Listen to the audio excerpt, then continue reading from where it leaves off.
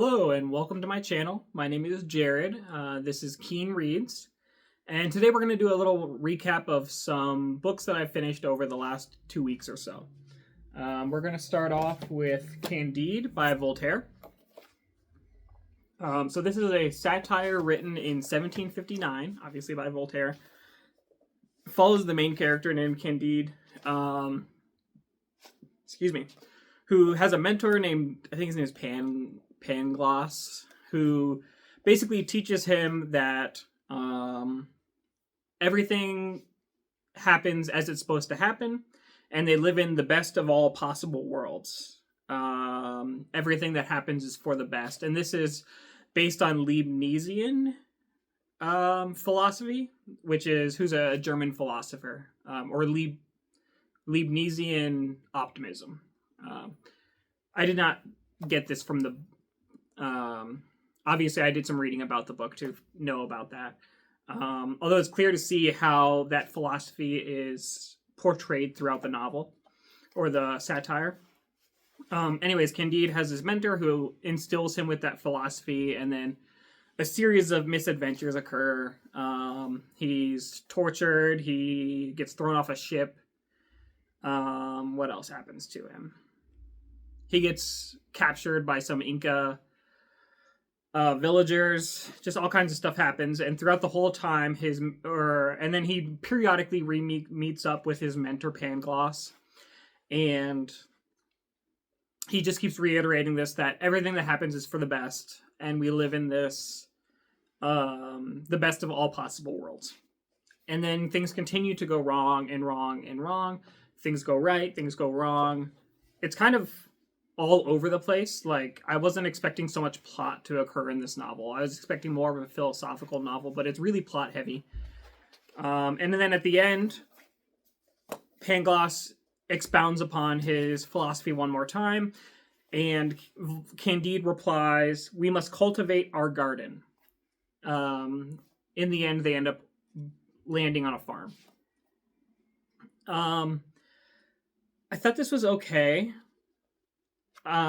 It's obviously Voltaire's probably most memorable novel, the thing that most people remember him for today. I thought it was interesting how he propounds this philosophy throughout, and it feels like he's setting up a counter argument at the end of saying, like, well, obviously not everything happens for the best, but then, in my opinion, or at least what I took away from it, Candide's last line, which is "we must cultivate our garden," doesn't really offer a counter. It's kind of ambiguous. It's kind of like he's saying, regardless of whether everything happens for the best or not, we must do what we must do to survive and keep thriving. Let me know how you interpreted this. I could be completely incorrect. Next, we'll talk about the poetry of W.B. Yeats. Finished this one last week. This is his collected works. So he's an Irish poet. He also wrote some plays, I believe. I thoroughly enjoyed this. I gave it 4 out of 5 stars on Goodreads. If I could have, I would have gave it 4.5 stars out of 5. My only takeaway would be that I wish I had more knowledge of Irish mythology, because he leans heavily into that.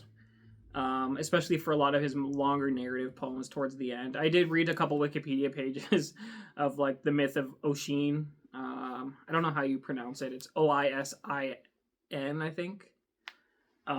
Which helped me through one of his narrative poems, which was a dialogue between St. Patrick and Oisin.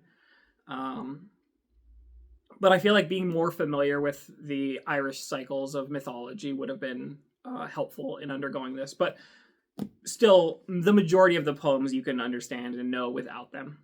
So I just picked out, and rather than talking about them too much, I've just picked out 3 to read. So this one is called "He Wishes for the Close of Heaven." And these are probably pretty popular poems. In fact, one of them is his most popular poem. So there's not really any deep cuts here, I don't think. Although there were a lot that I liked, but these were just short ones that I could read. "Had I the heavens embroidered cloths, and wrought with golden and silver light, the blue and the dim and the dark close, of night and light and the half-light, I would spread the clothes under your feet. But I, being poor, have only my dreams. I have spread my dreams under your feet. Tread softly because you tread on my dreams. This next one is called The Magi.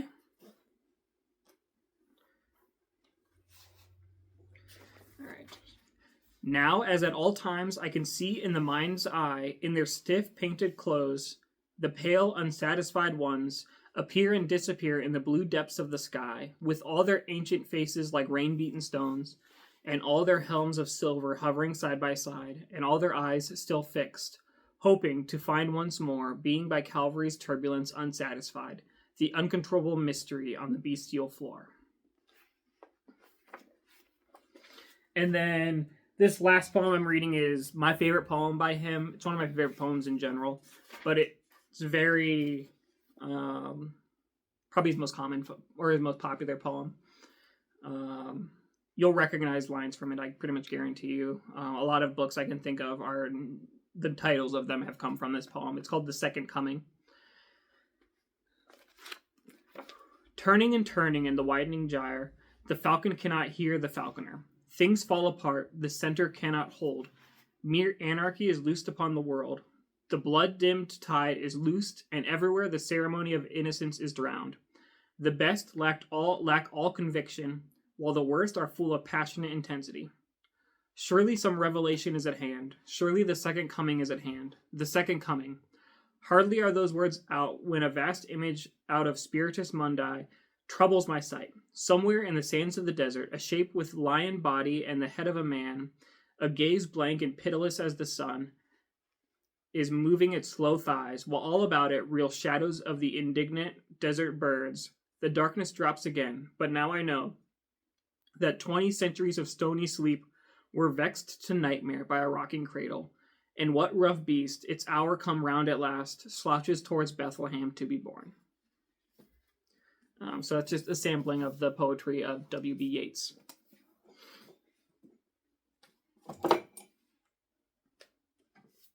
Just looking at my notes here. Next I read In Dubious Battle by John Steinbeck. So this is one of his earlier works from 1936, before a lot of the works that are more famous, of Grapes of Wrath, East of Eden, and things like that. This is my 11th book by him that I have read. And it chronicles a man who joins the Communist Party, and then him and another kind of more senior member of the Communist Party leave and go to a neighboring county to incite a strike, essentially, of a bunch of apple pickers. And then the rest of the novel follows their strike and the various occurrings and things that happen to the strike. I enjoyed this. It was probably middle tier Steinbeck for me. Again, I've read 11 of his books, and I'd put it probably in probably the middle to lower half. It's not, I mean, the least favorite of my Steinbeck is The Pearl, which probably I just need to reread, but I really didn't like that, and I like this a lot more than that.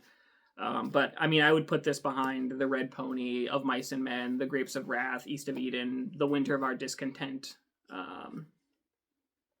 So, yeah. One thing I found interesting was the way he portrayed the communists in this, or the Reds in this novel, in that he portrays them kind of ambiguously. It's hard to tell how he feels about them, at least from my takeaway, because obviously the protagonists of the novel are communists, and it follows them, and it's clear they're fighting for the greater good, but he also makes it very clear that they will do anything, including sacrificing the individual, and making examples of the individual if it means helping the greater good. And he portrays that kind of in a negative light. So it was kind of ambiguous as to how he was portraying the communists, which I liked.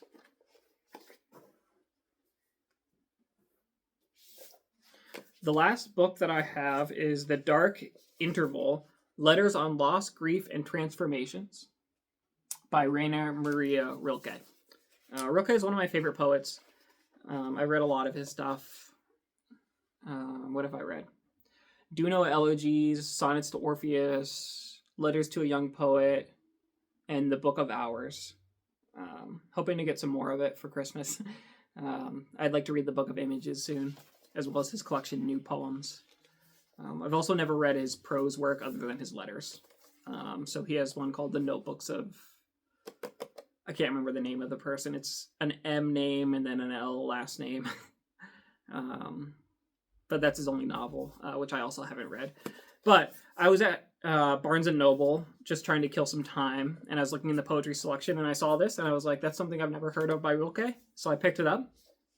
It's a collection of letters written to people who are either grieving, had lost a loved one, including someone who had lost their pet dog.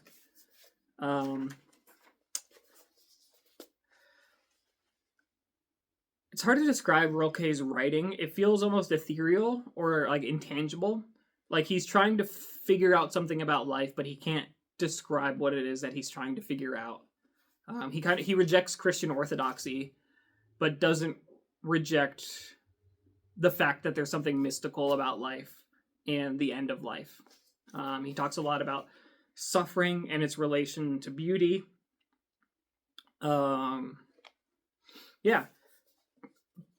You'll notice I didn't actually mark any letters in here. And the reason for that is when I usually mark a passage and I'm not doing a full reread, I'm just going back to flip through the books, I will specifically go to what I marked. And I loved pretty much every letter in here, and I don't want to ignore any of them. So now when I go back to reread this, I can just open it up to any page and know that I'm going to read something that I enjoyed. So that's The Dark Interval. I would highly recommend this to anyone who loves Rilke. Again, I didn't know about it until I just happened to see it on the shelves. And that's all I got for you today. Thanks for watching, and we'll see you next time.